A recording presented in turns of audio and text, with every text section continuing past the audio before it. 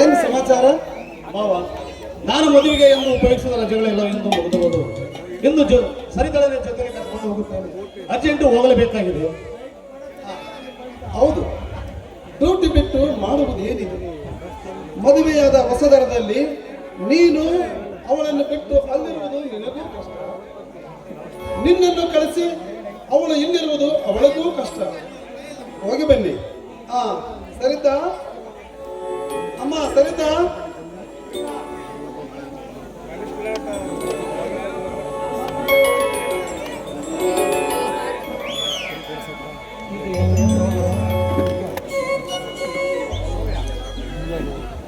ಸರಿತಾ? ಅದೇ ಕಣಮ್ಮ.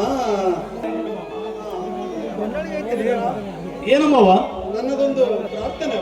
ಏನು ಹೇಳಮ್ಮವ? ಈ ನಿನ್ನ ಮಡದಿ ಅಂದ್ರೆ ನನ್ನ ಮಗಳು ಹುಟ್ಟುವಾಗಲೇ ಹೆತ್ತ ತಾಯಿಯನ್ನು ಕಳೆದುಕೊಂಡ ಅಂದಿನಿಂದ ಇಂದಿನವರೆಗೂ ತಂದೆ ಅಣ್ಣಂದಿರ ಆಶ್ರಯದಲ್ಲಿ ಬೆಳೆದ ಇವಳೇ ಈ ಮನೆಯ ನನ್ನ ಮಗಳು ಎಂದು ಕಷ್ಟ ಕಾರ್ಪಣ್ಯಗಳಿಗೆ ಸಿಲುಕಿ ಕಣ್ಣೀರಿನಲ್ಲಿ ಕಡಲಿನಲ್ಲಿ ಕೈ ತೊಳೆಯಬಾರದೆಂಬುದೇ ನನ್ನ. ಅದಕ್ಕೆಂದೇ ಸರ್ಕಾರಿ ನೌಕರಸ್ಥರಿಗೆ ಕೊಟ್ಟು ಮದುವೆ ಮಾಡಬೇಕೆಂದು ನಿನ್ನಂತಹ ಹಿರಿಯಣ್ಣದವರನ್ನು ಆಯ್ಕೆ ಮಾಡಿ ನನ್ನ ಮುದ್ದು ಮಗಳ ನನ್ನ ಮಗಳು ಅದೆಷ್ಟು ತಿಳುವಳಿಕೆ ಉಳ್ಳವಳಾದರೂ ಒಂದೊಂದು ಸಲ ತಪ್ಪು ಮಾಡುವುದು ಮಾನವನ ಹೇಳಿದರ ನನ್ನ ಮುದ್ದು ಮಗಳ ಬಾಳಲ್ಲಿ ಎಂದು ಕಣ್ಣೀರು ಹಾಕಿಸದಂತೆ ಬಹಳ ರಥವ ನಡೆಸುವೆನೆಂದು ವಚನ ಕೊಡುವೇನಪ್ಪ. ಅಳಬೇಡಮ್ಮ. ಎತ್ತ ತಂದೆ ತಾಯಿಗಳ ಆತ್ಮಸಾಕ್ಷಿಯಾಗಿ ನಿಮ್ಮ ಮಗಳನ್ನು ವಹಿಸದಂತೆ ಜೀವನ ಸಾಗಿಸುತ್ತೇನೆ. ಆನಂದದಿಂದ ಆಶೀರ್ವದಿಸುವವ. ನಿಮ್ಮ ಆಶೀರ್ವಾದವೇ ನನಗೆ ಶ್ರೀರಕ್ಷೆ ಇದ್ದಾಗಿ. ಮುತ್ತಿನಂತ ಮಗುವನ್ನು ಪಡೆದು ಹಾಯಾಗಿ 100 ವರ್ಷ ಸುಖವಾಗಿ ಬಾಳಿ. ಗಿರಿಧರ, ನಿನ್ನ ಭಾಮಯದ ಮುತ್ತು ತೋಟಕ್ಕೆಂದು ಹೋದವನು ರಾತ್ರಿ ಕಾವಲಿ ಇರುವುದರಿಂದ ಅಲ್ಲೇ ಇರಬೇಕು. ನಾನು ಹೋಗಿ ನೀವು ಹೊರಡ ವಿಷಯವನ್ನು ಹೇಳಿ ಕರೆದುಕೊಂಡು ಬರುತ್ತೇನೆ.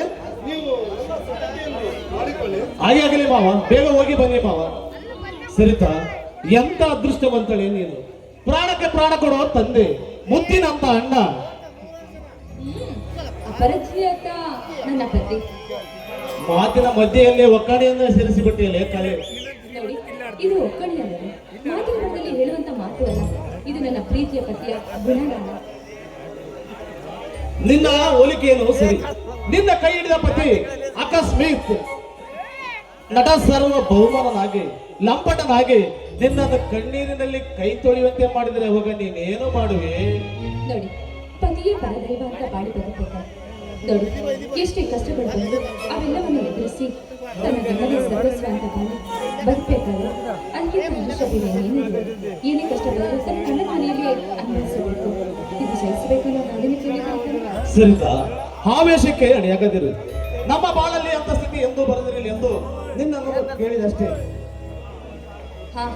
ಅಂದಾಗೆ ನೋಡಿ, ಹೆಣ್ಣಾದವಳು ಸಹಜ ಎಷ್ಟೇ ಆದ್ರೂ ಗಂಡನ ಮನೆಯಲ್ಲಿ ಹೋಗ್ಬೇಕು. ತನ್ನ ತವ್ರ ಮನೆಯಿಂದ ಅಂತ ಈ ನಿಯಮನೇ ಪಾಲಿಸಿದೆ. ಈ ಸಮಾಜದಲ್ಲಿ ಎಷ್ಟೇ ಕಷ್ಟಗಳು ಬಂದರೂ ಅವೆಲ್ಲವನ್ನು ಎದುರಿಸಲೇಬೇಕು. ಅಷ್ಟೇ ಅಲ್ಲ, ತನ್ನ ಒಡ ಹುಟ್ಟಿದ ತಾಯಿ ಮನೆಯಲ್ಲಾದ್ರೂ ತನ್ನ ಗಂಡನ ಮನೆಗೆ ಹೋಗಲೇಬೇಕು. ತನ್ನ ತಂದೆ ಮನೆ ಒಂದು 3 ವರ್ಷ ಆದರೆ ಅದೇ ತಾನು ಸೇರೋ ಮನೆ 100 ವರ್ಷ ಆಗಿರ್ತಾರೆ. ಎಷ್ಟೇ ಕಷ್ಟಗಳು ಬಂದರೂ ತನ್ನ ಗಂಡನ ಜೊತೆಗೆ ಜೀವನ ಮಾಡಬೇಕಾಗಿರೋದು ತನ್ನ ಹೆಂಡತಿ ಆದವಳ ಕರ್ತವ್ಯ. ನೋಡಿ, ನೀವು ನನ್ನ ದೇವರಾಗಿ, ನನ್ನ ಪತಿ ದೇವರಾಗಿ ಬಂದಿದ್ದೀರಾ. ಎಂಥ ಸಂದರ್ಭದಲ್ಲೂ ನೀವು ನನ್ನ ಜೊತೆಯಾಗಿ ಯಾವಾಗಲೂ ನನ್ನ ಜೊತೆ ಕಷ್ಟ ಸುಖಗಳ ಜೊತೆಯಾಗಿ ಅಷ್ಟೇ ಸಾಕು. ನೋಡಿ, ಈಗ ನನ್ನ ಜೊತೆ ಇನ್ನು ನನ್ನ ಜೀವನ ಪೂರ್ತಿ ನನ್ನ ಜೊತೆಯಾಗಿರಬೇಕು. ಎಂದಿಗೂ ನಿಮ್ಮನ್ನು ಬಿಟ್ಟು ಆಗಲಿ ಇರಲಾರೆ. ನಾನು ಗುಣಮತಿಯಾದ ಎಣ್ಣೆ ನನ್ನ ಬಹಳ ಸಂಗಾತಿಯಾಗಬೇಕೆಂದು ನಾನು ಕಂಡ ಕನಸು ನನಸಾದ ಸುದಿನ ಈಗ ಈ ರಸ ನಿಮಿಷದ ಸವಿ ನೆನಪಾಗಿ ಒಂದು ಗೀತೆ ನಾಡಿ ಈ ನಿನ್ನ ಪತಿಯ ಹೃದಯವನ್ನು ತಲೆನಗೊಳಿಸಬಾರದೆ. ಅದಕ್ಕೆ ನಾನು ನಿಮ್ಮವರಾಗಿ ನನ್ನ ಪತಿದೇವರಿಗೆ ಆಸೆ ಈಡೇರಿಸೋದು ತಪ್ಪೇನು? ನೀವು ಹೆಚ್ಚೆಂದಾಗಲಿ ಬಾಣನ ಇಲ್ಲ. ನನ್ನವೇ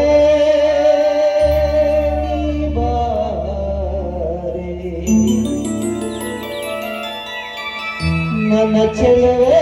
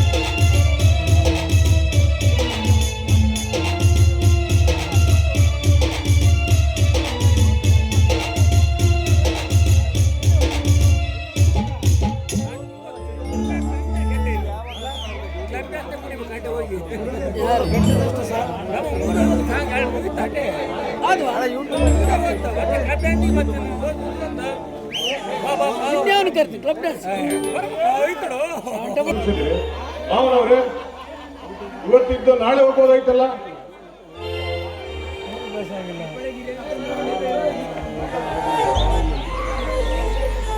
ಅವನವ್ರೆ ಇವಾಗ ಇನ್ನೇ ಹೇಳಿದ್ರೆ ಇದ್ದು ಹೋಗ್ಬೋದಾಯ್ತಲ್ಲ. ಇಲ್ಲ ಮತ್ತು ನಾನು ಅರ್ಜೆಂಟ್ ಡ್ಯೂಟಿಗೆ ಹೋಗಲೇಬೇಕಾಗಿದೆ. ಅದು ಅರ್ಜೆಂಟ್ ಆಗಿ ಇವತ್ತು ಡ್ಯೂಟಿಗೆ ಹೋಗದಿದ್ರೆ ನಾಳೆ ಸ್ವಲ್ಪ ಸಮಸ್ಯೆ ಆಗುತ್ತೆ. ಅದು ಸ್ವಲ್ಪ ಕರೆದುಕೊಂಡು ಮತ್ತು ಅಂದಾಗಿ ನೀನು ಆಗಿಂದಾಗೆ ಬಂದು ಓದ್ತಾ ಇರಬೇಕು. ಹೊಸ ಜಾಗ ಹೊಸ ಜನ, ನೀನು ಸ್ವಲ್ಪ ಬಂದರೆ ಅವಳಿಗೆ ಧೈರ್ಯ ಬಂದಂತಾಗುತ್ತದೆ. ಹೊಸತನ ಹೊಸ ಜಾಗ ಭಾವ ಮೋಡಿ ಮಾಡುವ ಜೋಡಿ ಬಳಿಯಲ್ಲಿರುವಾಗ ಹೊಸತನ ಎಂತ ಭಾವ. ನಾನು ಒಮ್ಮೆಲೆ ವರ್ಷ ತುಂಬಿದ ಮೇಲೆ ಹಳೆಯನನ್ನು ಆಡಿಸಲು ಬರುವೆ. ಯಾವಾಗ ನೋಡಿದ್ರು ಇದೇ ರೀತಿ ಕಾರ್ಯ ಮಾಡ್ತಿರ್ತೀಯ, ಇದೇ ರೀತಿ ಚೇಷ್ಟೆ ಮಾಡ್ತಿರ್ತೀಯಲ್ಲ ಅಣ್ಣ.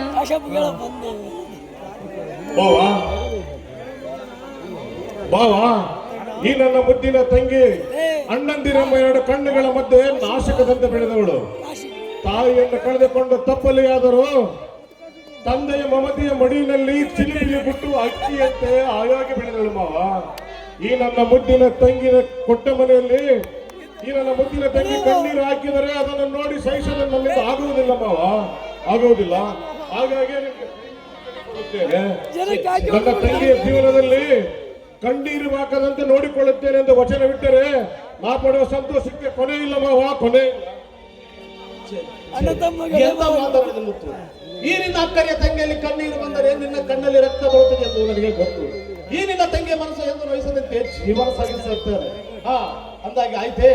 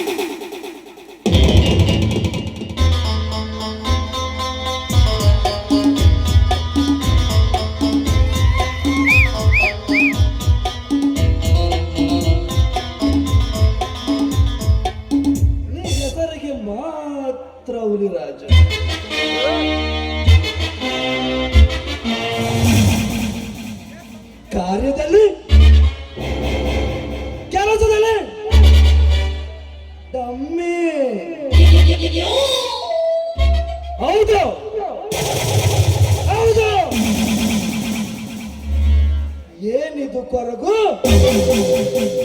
ಏನಿದು ಭ್ರಮೆ? ಅನ್ನ ನೀರು ನಿದ್ದೆ ಸೇರಲಾರದಂತ ಜಿಗುಪ್ಸೆ.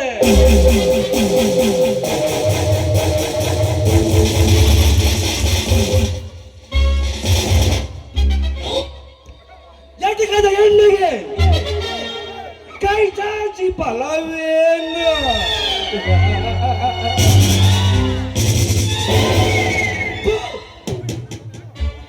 ನಾಚಿಕೆಗೇಡು, ಇದೆಂತ ನಾಚಿಕೆಗೇಡು?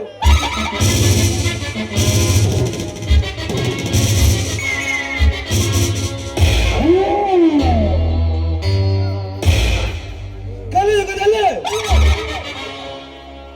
ಭೋಗ ಭಾಗ್ಯದ ವಸ್ತುಗಳು 108 ಸಿಗುವಾಗ ಕಾಸು ಕೊಟ್ಟರೆ ಹಾಸಿಗೆಗೆ ಬಂದು ಮಲಗುವ ಸೂಳ್ಯರಿರುವಾಗ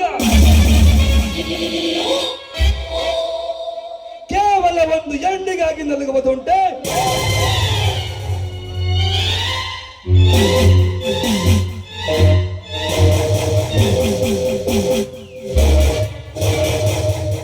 ನಾಚಿಕೆಗೇಡು, ನಾಚಿಕೆಗೇಡು.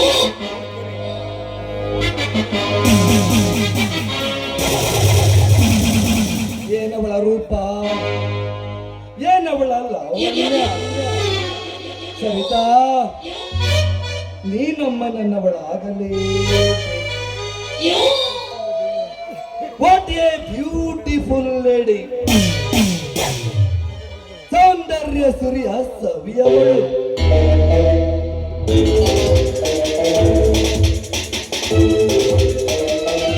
ಅವರಲ್ಲೂ ಹಸಿಮಣೆ ಏರಿದ ಅವಳ ಅರಿಶಿಣದ ಮೈ.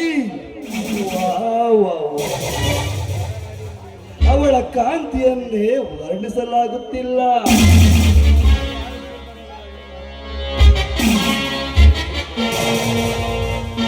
ಅಂದು ಮದುವೆ ಸಮಯದಲ್ಲಿ ನೋಡಿದಾಗನಿಂದಲೂ ಚಡಪಡಿಸುತ್ತಿದೆ ನನ್ನ ಮನ ಅವಳ ಆಲಿಂಗನಕ್ಕಾಗಿ.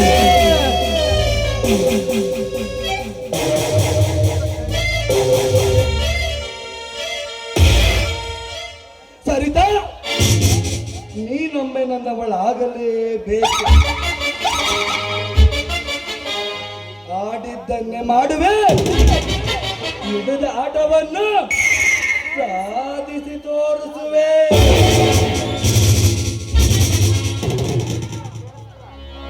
ಈ ಕಾರ್ಯವನ್ನು ಮುಟ್ಟಲೇಬೇಕು, ಆ ಕಾರ್ಯವನ್ನು ಸಾಧಿಸಲೇಬೇಕು.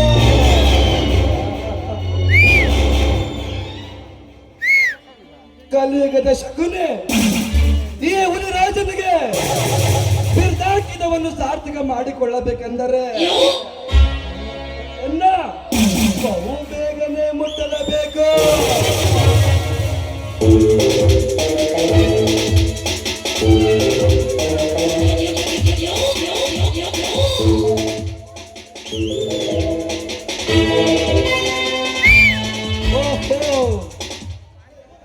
ಇವಳ ಪತಿ ಇತ್ತ ಕಡೆ ಬಂದಂತೆ ಕಾಣ್ತಿದೆ. ಬರಲಿ, ಒಳ್ಳೆಯ ಸಮಯಕ್ಕಾಗಿ ಬರುತ್ತಿದ್ದಾನೆ.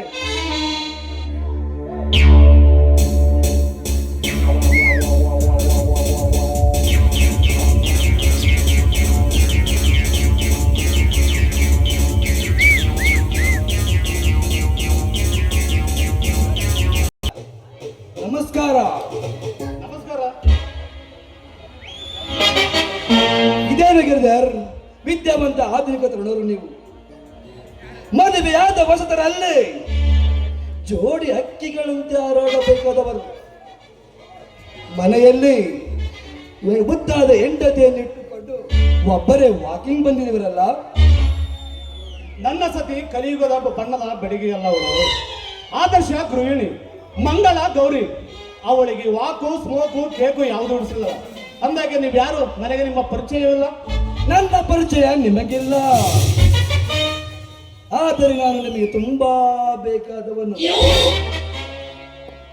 ಈಗ ಮಾತ್ರ ದೂರವಾಗಿರಬೇಕಿಲ್ಲ.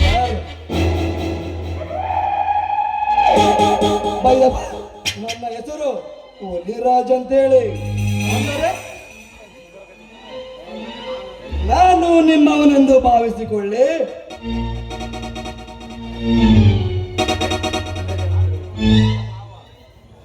ಅಂದರೆ ಅಂದರೆ ನಿನ್ನ ಹೆಂಡತಿಯ ಸೋದರ ಮಾವ, ನಿಮ್ಮ ಮಾವನವರ ಅಣ್ಣನ ಮಗ, ಶಿವನ ಪಾದ ಸೇರಿರುವ ನಿಮ್ಮ ಅತ್ತೆಯವರ ತಂಗಿಯ ಮಗ. ನಾನು ನಿನ್ನವ ಸೋದರನೆಂದುಕೊಂಡೆ. ಹೇಳಿ, ಅಣ್ಣ ತಮ್ಮರ ಮಧ್ಯೆ ಸಂಶಯ ಉಳಿಯೋಕೆ ನೀವು ನಮ್ಮವನಂತ ಹೇಳಿದ ಮೇಲೆ ನೀವೇ ಹೇಳಿ.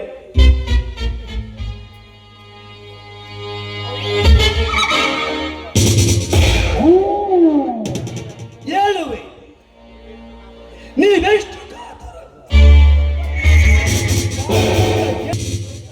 ನಾನು ಬಹು ಬೇಗನೆ ಹೇಳುವೆ. ನಿನ್ನ ಹೆಂಡತಿ ಸರಿತಾ ಬಾಲ್ಯದಲ್ಲಿ ಜೊತೆಯಾಗಿ ಬೆಳೆದವು. ಬೆಳೆಯುತ್ತಾ ಮನಸ್ಸುಗಳು ಒಂದಾದವು.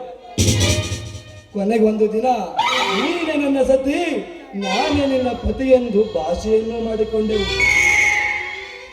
ನಾನು ಕೆಲವು ದಿನಗಳ ನಂತರ ಲಾ ಅಭ್ಯಾಸಕ್ಕಾಗಿ ಸಿಟಿಗೆ ಹೋಗಬೇಕಾಯಿತು.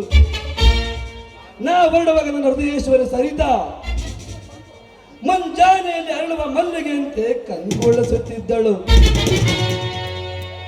ಆದರೆ ನಾ ಲಾ ಮುಗಿಸಿಕೊಂಡು ನನ್ನ ಹೃದಯೇಶ್ವರನೇ ಕೂಡಿ ಬಾಳಬೇಕೆಂದು ಓಡೋಡಿ ಬಂದೆ. ಆದರೆ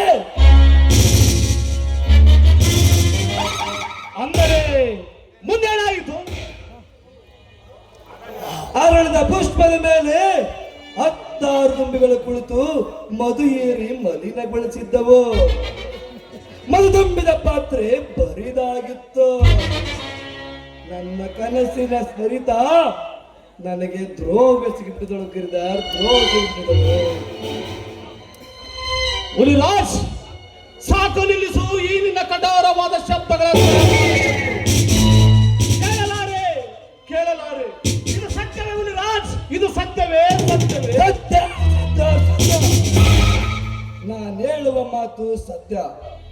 ಸುಳ್ಳನ್ನೇಳಿ ನಾನು ಏನನ್ನು ಸಾಧಿಸಬೇಕಿಲ್ಲ. ಈ ಸೂರ್ಯ ಚಂದ್ರನಿಗೂ ಹೇಳ್ತಿರೋ ಮಾತು ಸತ್ಯ. ನನ್ನ ಮನಸ್ಸು ನಿಮ್ಮ ಆಸೆ ಅಂತ ನನ್ನ ಮನಸ್ಸಿನ ಭಾರವನ್ನು ನಡೆಸಿಕೊಂಡಿದ್ರು ಅಷ್ಟೇ.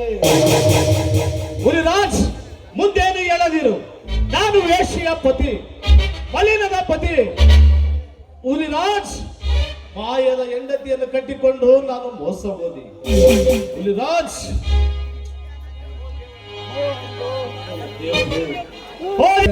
ಮನಸ್ಸಿಗೆ ಸ್ವಲ್ಪ ಸಮಾಧಾನವಾಗುತ್ತದೆ. ಇಲ್ಲ ಹುಲಿರಾಜ್, ಅದನ್ನು ಬಿಟ್ಟು ಎಂಟವರು ಹುಟ್ಟುವಾಗಲೇ ಎಲ್ಲರೂ ಎಲ್ಲದೂ ಅಭ್ಯಾಸ ಇರ್ತಿಲ್ಲ. ಕೆಲವು ಸಂದರ್ಭ ಬಂದಾಗ ಅಭ್ಯಾಸ ಮಾಡಿಕೊಳ್ಳಬೇಕು. ನೋಡು ಫ್ರೆಂಡ್, ನನಗೂ ಮೊದಲು ಇದರ ಅಭ್ಯಾಸವಿರಲಿಲ್ಲ ಎಂದು ನಿನ್ನ ಹೆಂಡತಿ ಸಹಿತ ಬೇರೊಬ್ಬನ ತೋಟಕ್ಕೆ ಮಲಗುವುದನ್ನು ಕಂಡೆನು. ಅಂದೇ ಇದರ ದಾಸ ಬಿಟ್ಟೆ. ಹೌದು ಹೌದು, ಕುಡಿಯಲೇಬೇಕು. ಅಪ್ಪ ಹುಲಿರಾಜ್,